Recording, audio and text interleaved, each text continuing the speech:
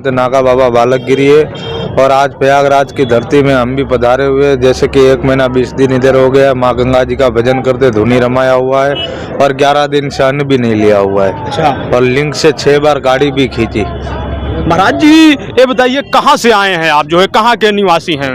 हम गुजरात में रहते हैं, गांव धांगध्रा, सुरेंद्र नगर जिला। महाराज जी ये बताइए आप जो है यहाँ पर कह रहे हैं 11 दिनों से अन्न नहीं लिए हैं, तो क्या ग्रहण कर रहे हैं महाराज जी? मैं तो खाली 1 गिलास दूध पी लेता हूँ।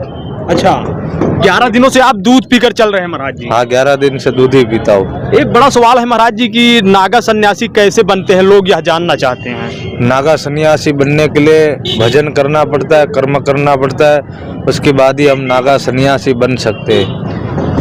भजन और एवं कर्म में क्या रहता है महाराज जी? क्या भजन कर्म जैसे कि इसके लिए तो बहुत कठिन है नागा साधु बनने के लिए। जब अभी तो क्या है कि अखाड़े में भजन करवाते, 3.5 दिन तक संस्कार में बिठाते, महापुरुष बनाएंगे तो 5 गुरु रखेंगे, ब्रह्मा विष्णु महेश, लंगोटी गुरु, भगवा गुरु, भस्मी गुरु, ऐसे 5 गुरु परमेश्वर का नामकरण दिया जाता है और कुंभ मेले में उसका नामकरण दिया जाता है। संस्कार की भी पर्ची फटती है।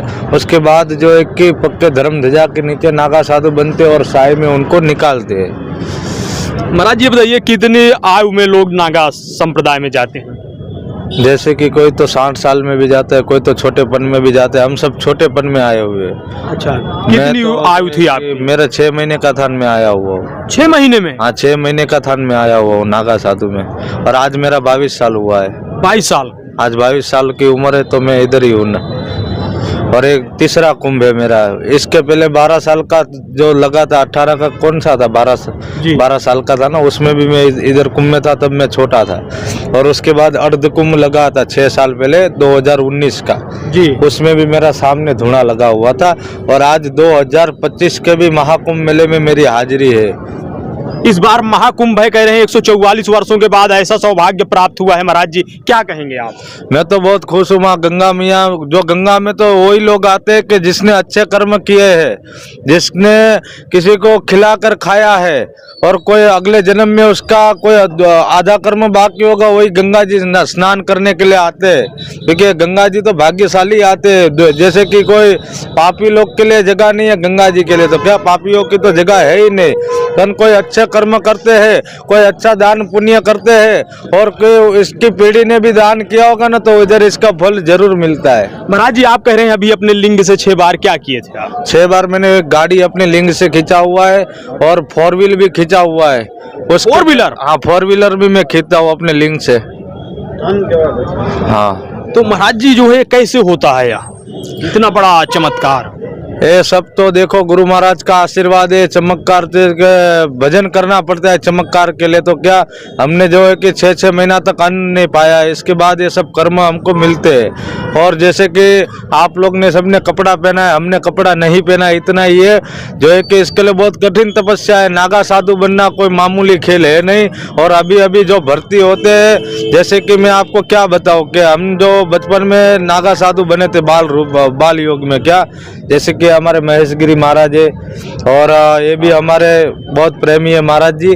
जी जी। और जो है कि अभी जो छोटियापन में जो बन रहे हैं उनको कठिन तपस्या ने, हमको तो तरवालबाजी जैसे कि अखाड़े में लिंग से गाड़ी खींचना, योग प्रयोग सब करवाते थे। अच्छा, सब करवाते? हाँ, वो सब योग प्रयोग अभी सब बंद हो गया है। अभी अखाड़े में वो सब शिक्षा नहीं दिया जाता है। अभी सब क्या है कि नया, जैसे कि जैसे नया लोग आ रहे हैं, जैसे सब छोटे छोटे अभी कार्यकर्ता बन रहे हैं, तो ऐसे वो लोग को इतना ज्ञान नहीं होता है कि हमारे समय में तो पुराने जो थे उसने हमको ज्ञान दिया हुआ है और उनके आशीर्वाद से हम चलते हैं। महाराज जी नागा सन्यासी एवं अवघड़ अघोरी में क्या अंतर होता है, लोग जानना चाहते हैं? अवघड़ अघोरी में बहुत अंतर होता है। वो जो नाथ संप्रदाय उसको बोलते हैं और हम है सन्यासी नागा साधु। जैसे कि हमारे बाल रूपी बापू आए, देखिए ये मंगलगिरी महाराज है, छोटे बापू, ये भी अभी नारायण वायरल है। जी जी जी, मंगलगिरी वायरल हो रहे हैं, बहुत वायरल है मंगलगिरी महाराज क्या। और ये जो है कि उत्तराखंड से महाराज जी, इनका भी डेरा उत्तराखंड में। ये 6 महीने के थे, धुने पे दान में आए हुए। आप अभी हमारे सामने नजारा देख सकते हो। मैं तो अभी बात कर रहा था, 6 महीने के थे, दान में आए हुए धुने के ऊपर। अच्छा महाराज जी, मंगलगिरी जी महाराज 6 महीने के थे? हाँ, तभी आए हैं? तभी आए। तो महाराज जी ये बताइए, इतने वर्षों से आप जो है तपस्या में हैं, क्या जो है आप लोगों का कभी तनाव वगैरह नहीं आता है आप लोगों को? हमको तो कुछ नहीं आता है। हम तो माँ गंगा का साफ दिल से भजन करोगे तो कुछ कष्ट नहीं होगा। अगर पापी दिल रख के इधर नारियों सबको औरतों को लेके आओगे, दुष्ट कर्म ये गंगा जी के सामने करोगे तो ये तो आपको क्या बोलते हैं, नरक में भी जगह नहीं मिलेगी। भजन में महाराज जी आप लोग क्या गुनगुनाते हैं, क्या बोल रहे हैं, क्या भजन जैसे करते कि हैं? मैंने तो ऐसे भी देखा है कि कितने लड़के छोटे छोटे नंगी औरतों को लेके घूम रहे माँ गंगा जी के गोद में।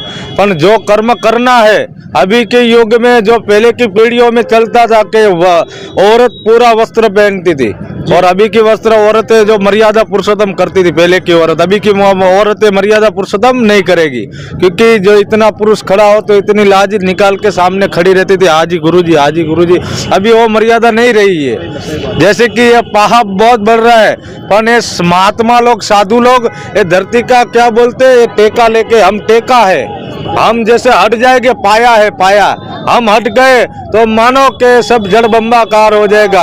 अभी आपको क्या बताए, ये 2025 में जो नहीं हुआ वो होने वाला है। मेरे को याद करना, मैं मीडिया के सामने बोल रहा हूँ, ये 2025 में तो बहुत बड़ा कार्य होने वाला है पूरे हिंदुस्तान के अंदर। मैं बोल रहा हूँ कि कभी बाबा बालक गिरी को याद करना कि यूट्यूब के अंदर न्यूज के सामने बोल रहा था क्या, ये 2025 में जो जो कष्टियाँ आएगी ना, ऐसे तुमको तो 2026 में भी नहीं आई होगी और 2015 में भी नहीं आई होगी। 2025 पूरे ऑल इंडिया के लिए बहुत कष्ट वाला है, बहुत भारी है, बहुत कष्टियाँ आएगी, जड़ बम्बाकार होगा, धरतियाँ फटेगी, पानियाँ निकलेगा जगह जगहों में। आप मेरे को याद करना कि मीडिया में बाबा बोला था। कैसे आपको महाराज जी आभास हो गया है अभी से? हमको तो अभी से आभास होने लगा कि माँ गंगा जी का भजन कर रहे हैं, इसलिए कि ये कष्ट थोड़ा दूर रहे हमारे से, क्या कि हमारे भक्तों से दूर रहे, पर हमारे भक्त कष्ट को नजीक ला रहे।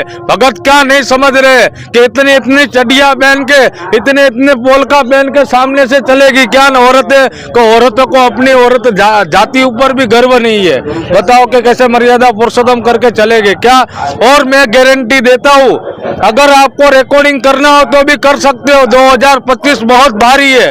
महाराज जी महाकुंभ भी है 2025 में, क्या आशीर्वाद देंगे आप भक्तों को? कुंभ मेला तो सुधर जाएगा, कुंभ मेला तो सुधरने वाला है, वो तो कभी नहीं बिगड़ेगा, वो तो आदि अनादि से चल रहा है। पर 2025 बहुत भारी है, आप मेरे को याद करना। भक्तों को आप महाराज जी क्या आशीर्वाद देंगे? भक्तों को तो मैं आशीर्वाद देता हूँ, पर जो वो लड़के लोग अभी के युवक है ना, फैशन से चलते हैं, अपनी अपनी गंदी हरकतें करते हैं, सनातन धर्म को दाग लगाते हैं, ये सब कर्म बंद करो और दान पुण्य और भजन करो तो अपना भारत हिंदुस्तान आगे बढ़ेगा और रहेगा, और सनातन हमेशा आगे रहेगा। क्या बागेश्वर बाबा हिंदू राष्ट्र बनाने का दावा करते हैं, क्या आप लोग सहमत हैं महाराज जी? अरे मैं बागेश्वर फागेश्वर को नहीं मानता हूँ, मेरी बात सुन ले। ये बागेश्वर तो सब अभी बने हुए हैं, क्या बाकी ये सब चुतिया बनाने का खेल है। आ जाए बागेश्वर मेरे सामने, मैं उसको बताऊंगा क्या नागा साधुओं का रंग है। वो तो सोने की गद्दी के ऊपर बैठ के सबको आशीर्वाद दे रहा है। क्यों हम भी बागेश्वर बन सकते, हम भी मोदी बन सकते, हम भी योगी बन सकते, हमारे में भी ऐसे कर्म लिखे हुए हैं। क्योंकि वो लोग को तो गद्दी में चढ़ाने वाले हमारे तो आशीर्वाद है। मोदी का किसको आशीर्वाद है? मोदी का हमारा आशीर्वाद है। क्योंकि मोदी को एक मुखी रुद्राक्ष दिया था, उत्तराखंड के अंदर गुफाओं में छुपा के रखा गया था मोदी को। उसके बाद मोदी एक पूरे गुजरात के अंदर जीता था। तो मोदी इसलिए साधुओं का सम्मान करता है। योगी ने तो सब व्यवस्था दिया होगा, पर इधर छोटे साधुओं को, गरीब साधुओं को नहीं दिया है व्यवस्था। इसलिए मैं बोल रहा हूँ कि बागेश्वर वालों सब सुधर जाओ, बड़ी बड़ी गद्दियों में मत जाओ। अगर ऊपर चढ़ गए ना तो उतारने वाला कोई नहीं मिलेगा आपको, क्योंकि बहुत कष्ट वो लोग के भी ऊपर आएगा। क्या कि हम इसको आशीर्वाद देंगे तो फूल बन जाएगा, हम उसकी कष्ट दूर करवा देंगे उसकी कष्ट। अगर तेरे में इतना भजन है तो आजा कुंभ मेले के अंदर, बांट नागा साधुओं को पेटी भर के रुपया, तब मैं तेरे को मानूंगा कि तू हिंदू धर्म का लड़का है। पे बैठ के तो लाखों बोलेगे, क्या ऐसा बोला नहीं जाता है। न्यूज स्टाफ भारत पर अमूल्य समय अपना देने के लिए महाराज जी बहुत बहुत धन्यवाद।